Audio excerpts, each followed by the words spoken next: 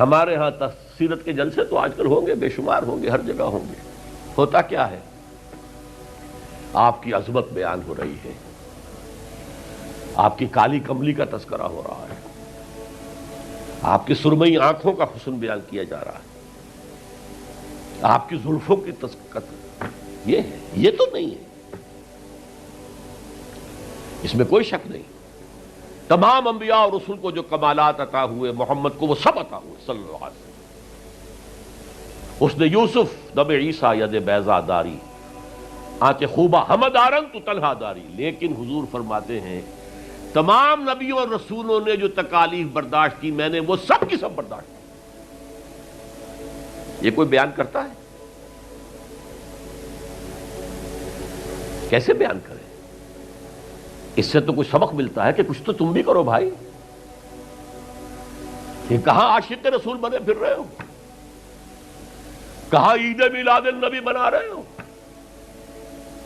زمین و آسمان کے کلابے اللہ سے بھی اوپر کر رہے ہو راتوں کے اندر. یہ نہیں ہے محمد سے نسبت اور تعلق کا معاملہ. اب آپ دیکھیے، جو اب واقعاتی انداز میں تو جانے کا وقت ہے نہیں نا، لیکن ایک بات آپ کو بتا دوں، دشمنوں نے اقرار کیا ہے کہ تاریخ انسانی کا عظیم ترین انقلاب محمد نے برپا کیا صلی اللہ علیہ وسلم.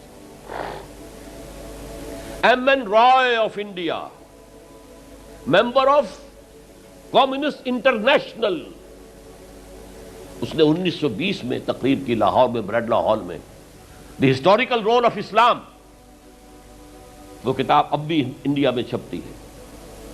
اس نے کہا تاریخ انسانی کا عظیم ترین انقلاب محمد نے برپا کیا صلی اللہ علیہ وسلم. اور اس نے کہا یہ ندی فتوحات نہیں تھیں، فتوحات تو سکندر نے بہت کر دی تھی، اٹیلا نے بہت کر دی تھی، چنگیز نے بہت کر دی تھی. وہ بروٹ فورس تھی، وہ وحشی قوت تھی. اور محمد کی فتوحات اور ان کی امت کی فتوحات سے نئی تہذیب دنیا میں آئی، نئی روشنی دنیا میں آئی، نئے علوم ایجاد ہوئے، دنیا منور ہو گئی. بہت عمدہ کتاب ہے ہسٹوریکل رول آف اسلام. 1980 کے قریب کتاب چھپی امریکہ میں، دی 100 a selection and gradation of the 100 most influential personalities of human history. تاریخ انسانی کا دھارا بہتا ہے، ہم بھی اس میں بہ رہے ہیں، جدھر بہ رہا ہے ہم بھی بہ رہے ہیں. چلو تم ادھر کو ہوا ہو جدھر کی. کچھ لوگ ایسے ہوتے ہیں کہ جو دھارے کا رخ بدلتے ہیں. بہنے والے تو سب ہیں، لیکن اس دھارے کے رخ کو بدلنے والا کوئی ہوتا ہے. تو ڈاکٹر مائیکل ہارٹ نے پہلے 100 آدمیوں کا انتخاب کر لیا جنہوں نے تاریخ کے دھارے کا رخ موڑا ہے. سلیکشن، پھر گریڈیشن.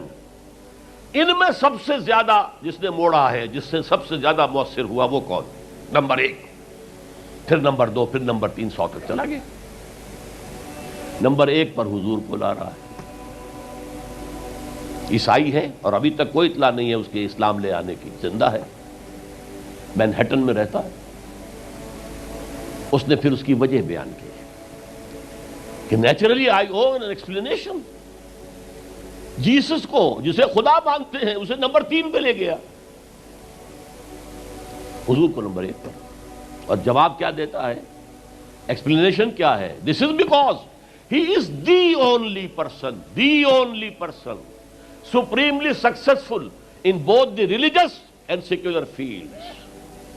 جتنے بڑے لوگ دنیا میں ہیں وہ یا ادھر اونچے ہیں تو ادھر کچھ نہیں، ادھر اونچے ہیں تو ادھر کچھ نہیں. بڑے حکمران، بڑے فاتح، اخلاقی اور دینی اور روحانی اعتبار سے 0 بلکہ مائنس. بڑے مذہب، اخلاقی تعلیمات، روحانی تعلیمات بہت اونچے، گوتم بدھ، حضرت مسیح، لیکن ریاست، حکومت، سیاست 0. ایک ہی شخص ہے، ایک شخص ہے.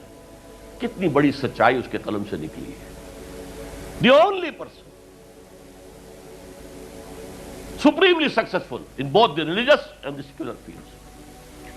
بہرحال یہ سمجھیے کہ تکمیل رسالت کا یہ مرحلہ ہے، یہ مظہر ہے۔ اگر حضور نے اس کو قائم کر کے نہ دکھایا ہوتا تو کہا جا سکتا تھا کہ ٹھیک ہے جی نظام تو بڑا اچھا ہی ہے، لیکن یہ انہونی بات ہے، بھلا کوئی بات ہے؟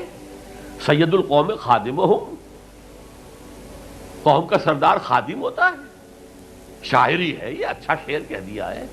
لیکن محمد نے وہ نظام قائم کیا جہاں ابو بکر اور عمر خادم تھے، چٹائیوں پر بیٹھتے تھے، پیوند لگے ہوئے کپڑے پہنتے تھے، رات کو گشت کے دوران کسی عورت کے کراہنے کی آواز آئی ہے، پتہ کیا، معلوم ہوا کہ درد ذہ میں ہے اور کوئی اٹینڈ کرنے والا نہیں ہے، فوراً گھر گئے، اپنی بیوی کو لے کر آئے، فرسٹ لیڈی، اور اس نے مڈ وائف کا کام کیا ہے۔ ایک اور جگہ دیکھا بچوں کو رونے کی آواز آئی، پوچھا کیا ہے؟ ماں نے کہا کہ میرے پاس کھانے کو کچھ نہیں ہے، بچے بھوک سے بلک رہے ہیں، اور میں نے یہ صرف ہانڈی چڑھا دی ہے چولہے کے اوپر کے دھوکہ دینے کے لیے کہ کچھ پکا رہی ہوں، تھوڑی دیر میں روتے دھوتے سو جائیں گے۔ کانپ گئے بیت المال، وہاں سے ایک بوری آٹے کی لی، اپنے کندھے پر، غلام سے کہا میرے کندھے، اس نے کہا میں نہیں چلتا ہوں، نہیں، قیامت میں تم میرا بوجھ نہیں اٹھا سکو گے، اپنے کندھے پر بوری لگ کر گئے ہیں، وہاں جا کر کھانا پکوایا ہے۔ یہ سید القوم خادم ہوں، کبھی دیکھی تھی دنیا نے یہ بات؟ قائم کر کے دکھایا، نوع انسانی پر حجت قائم کی ہے، مائیکل ہارٹ نمبر 1 پر لا رہا ہے۔ آپ غور کیجیے، ایچ جی ویلز کی بھی اب وقت نہیں ہے میرے پاس، میں نے وہاں تقریر کے اندر پوری واضح کی یہ بات، اس کی شہادت، حالانکہ وہ شاتم رسول ہے، حضور کو گالیاں دی ہیں اس نے، بالکل رشدی کی طرح، اور تسلیمہ نسرین جو ہے بنگلہ دیش کی اس کی طرح، لیکن ایک اعتبار سے گھٹنے ٹیک کر حضور کی مدح کرنے پر مجبور ہے۔ تو یہ اصل میں بات تکمیل رسالت ہے، پیش کر دینا، پہنچا دینا، وما علینا الا البلاغ، یہ بھی رسالت کا معاملہ ہے، یہ ابتدائی مرحلہ ہے۔ اس نظام کو قائم کر کے دکھانا، انقلاب برپا کرنا، اس کو چلا کر دکھانا، چاہے وہ 30 برس رہا، لیکن دنیا کا کوئی دوسرا نظام تو ایک دن بھی قائم نہیں ہوا۔ جس ڈیموکریسی کا خواب والٹیئر اور روسو نے دیکھا تھا، ایک دن کے لیے بھی نہیں آئی۔ یہ تو کیپٹلسٹ کی ڈکٹیٹرشپ ہے جسے جمہوریت کہا جا رہا ہے۔ جمہوریت کہاں ہے؟ It's the dictatorship of the capitalist. Billionaire نہ ہو تو آپ الیکشن کیسے لڑیں گے؟ عام آدمی الیکشن لڑ لے گا۔ دے میں استبداد جمہوری قوام پائے کو، تو سمجھتا ہے یہ آزادی کی ہے نیلم پری؟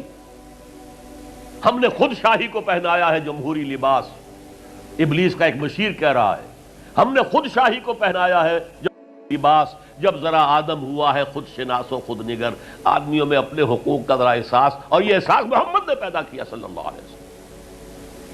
اس کے تحت انہوں نے کہا اچھا وہ انسانی حاکمیت ٹنوں کے حساب سے فرعون کے سر پہ رکھی ہوئی تھی، گندگی، اب ہم نے کیا کیا، وہ تولا تولا سب میں بانٹ دو، گندگی تو گندگی رہے گی، نجاست تو نجاست رہے گی۔ انسانی حاکمیت ایک شخص کی ہو، انسانی حاکمیت پوری قوم کی ہو، کفر ہے، شرک ہے۔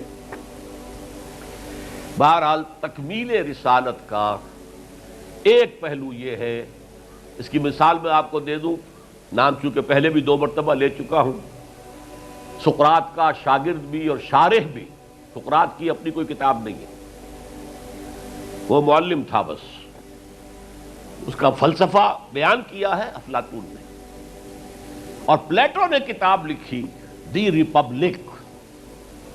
اب دیکھیے آج سے 2500 سال پرانی کتاب ہو گئی، حضرت عیسیٰ سے 300-400 برس پہلے، کتاب اتنی زوردار ہے آج تک زندہ ہے، ورنہ کتابیں ختم ہو جاتی ہیں، وہ تو کوئی زوردار کتاب ہو تو زندہ رہے گی۔ نقشہ پیش کیا ایسے ہونا چاہیے، نظام حکومت ایسا ہونا چاہیے، فلاں ایسا ہونا چاہیے، فلاں ایسا ہونا چاہیے، لیکن وہ نظام ایک دن کے لیے بھی دنیا میں کہیں قائم نہیں ہوا، لہذا اسے کیا کہیں گے؟ یوٹوپیا ہے، ایک خیالی جنت ہے۔ حضور نے بھی خیالی جنت پیش کر دی ہوتی، قائم کر کے نہ دکھاتے تو وہ حجت نہیں بن سکتی نوع انسانی پر۔ تکمیل رسالت، نہ حضرت ابراہیم کے ہاتھوں کہیں نظام قائم ہوا، حالانکہ ابو الانبیاء، خلیل اللہ، امام الناس، انی جاعلک للناس اماما واتخذ اللہ ابراہیم خلیلا، نظام تو نہیں بنا، نہ موسیٰ کے ہاتھوں نہ عیسیٰ کے ہاتھوں علیہم الصلوۃ والسلام۔ یہ صرف محمد الرسول اللہ صلی اللہ علیہ وسلم کا مقام ہے کہ آپ نے ایک عظیم انقلابی جد و جہد، میری کتاب لے کر پڑھ لیجئے اگر تقریریں نہ سنی ہو، تقریروں میں مختصر مفصل منہج انقلاب نبوی، اتنا عظیم کارنامہ، عظیم ترین انقلاب جو برپا کیا 23 برس کے اندر حضور نے، تو اس کے منہج کیا تھا، منہاج کیا تھا، طریقہ کار کیا تھا، اسے سمجھیے۔ منہج انقلاب نبوی میری کتاب ہے، 400 صفحے کی، سیرت کا انالیسس ہے، سیرت کا 6 steps of revolutionary process as deduced from the سیرہ of the prophet، اس کو فلسفہ سیرت کہیں گے ہم، تو پڑھیے اس کتاب۔